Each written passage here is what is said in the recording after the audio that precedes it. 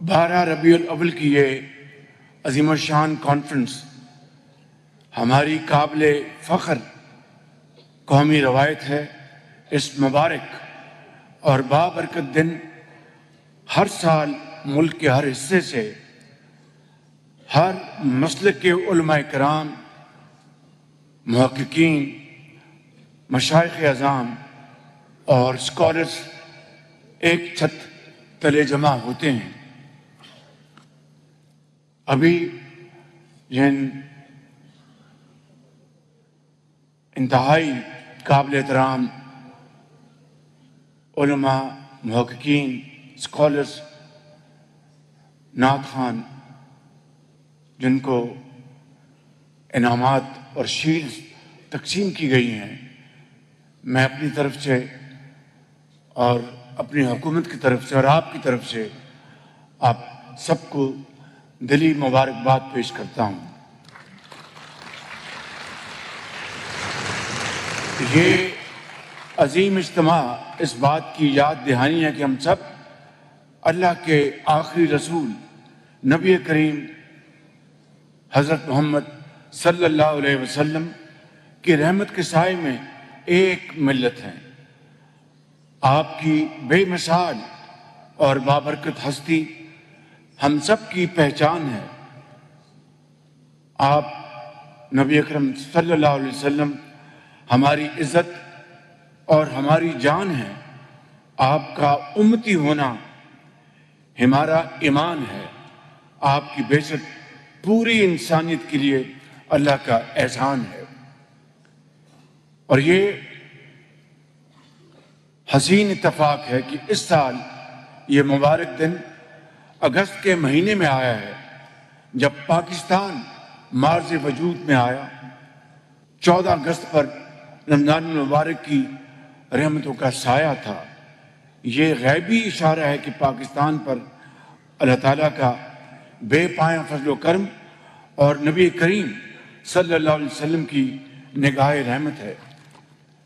میں وزارت مذہبی امور اور علماء کرام کو دل کی گہرائیوں سے مبارکباد دیتا ہوں کہ انہوں نے سیرت کانفرنس کی پاکیزہ روایت کو زندہ رکھا۔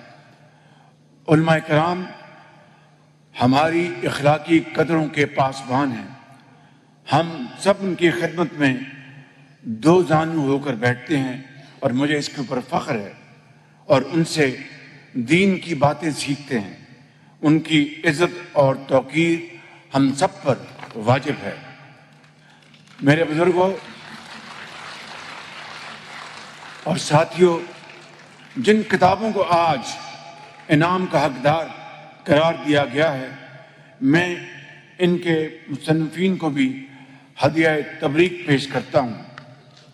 آج کی کانفرنس کے لیے جو عنوان منتخب کیا گیا ہے وہ بامانی بھی ہے اور بروقت بھی۔ نسل نو کا تحفظ، تعمیر اور کردار، سیرت النبی کی روشنی میں۔ نئی نسل ہماری پوری قوم کی امیدوں کا بنکس ہے۔ یہ ہمارا مستقبل ہے، بلکہ تابناک مستقبل ہے۔ اس نسل کی تعلیم و تربیت ہم سب کی اولین ترجیح ہے۔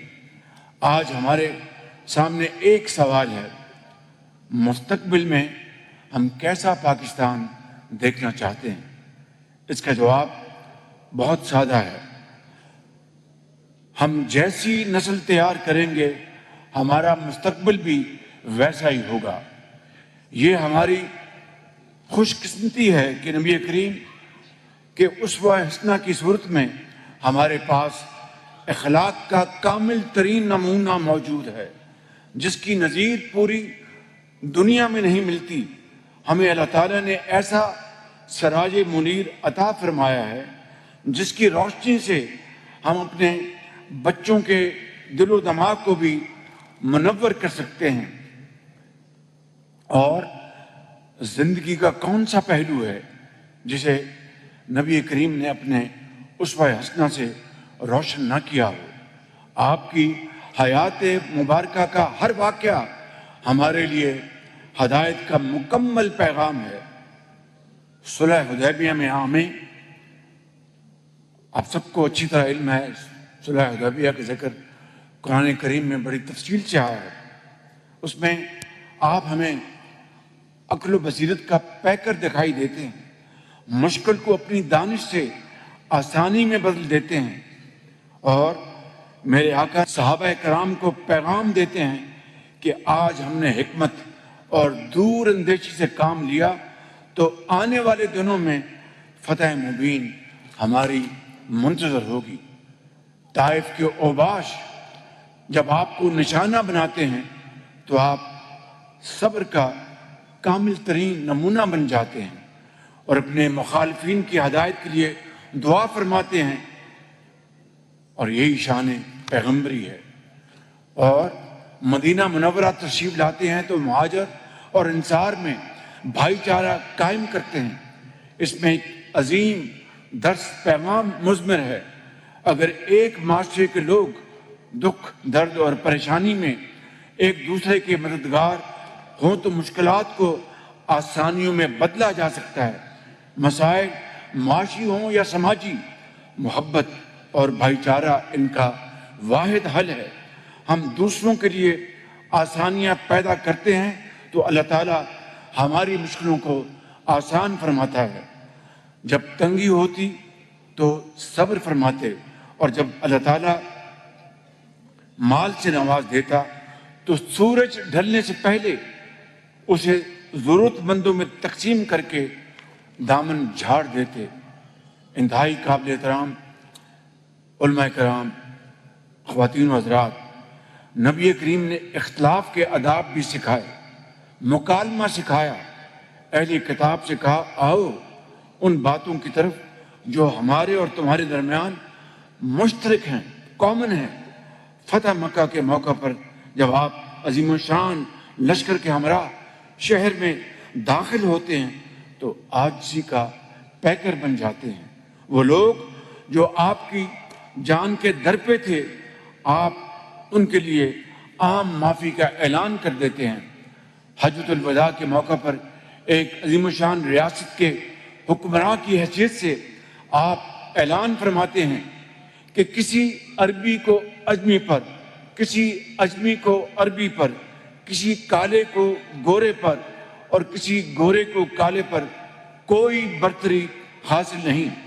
آپ اعلان فرماتے ہیں کہ ایک مسلمان کی جان کی وہی حرمت ہے جو اس شہر، اس دن اور اس مقام کی حرمت ہے.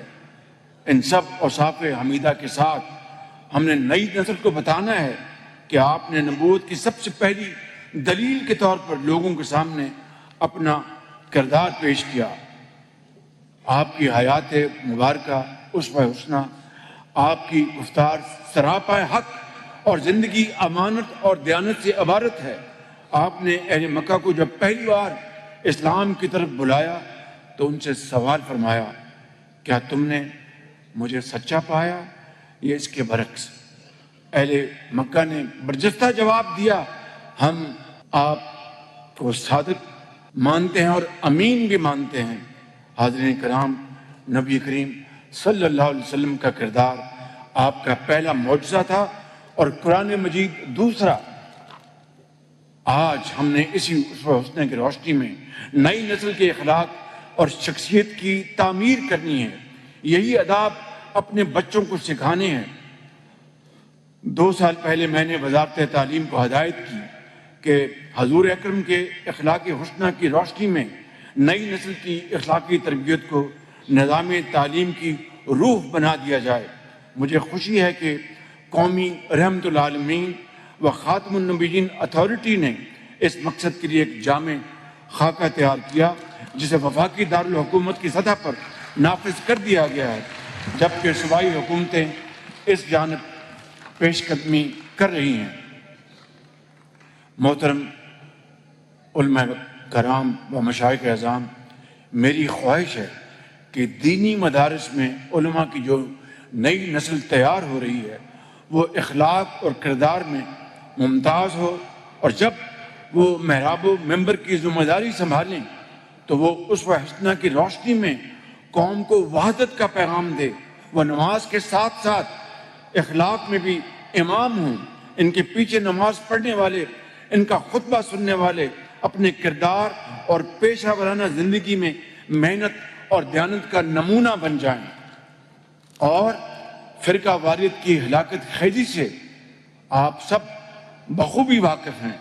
اس کا علاج آسان ہے۔ ایک ہی ہستی ہماری پہچان اور شناخت ہو، ہماری ہر محبت نبی کریم کی محبت کے تابع ہو، صحابہ کرام، اہل بیت اعظام، فقہائے امت، یہ سب اور آپ سب ہماری عزت اور ہمارے سروں کے تاج ہیں، کیونکہ آپ سب کو نبی کریم صلی اللہ علیہ وسلم کی نسبت سے گہرا تعلق ہے، اور ہمارا آئین بھی ہمیں صرف قرآن و سنت کا پابند بناتا ہے۔ فرقہ واریت اس وقت پھیلتی ہے جب جدا جدا مراکز کی طرف ہم رجوع کرتے ہیں، ہم اپنی الگ شناخت بناتے ہیں۔ جب مرکز ایک ہوگا تو اس کا ناگزیر نتیجہ بھی یکجہتی اور وحدت ہوگی۔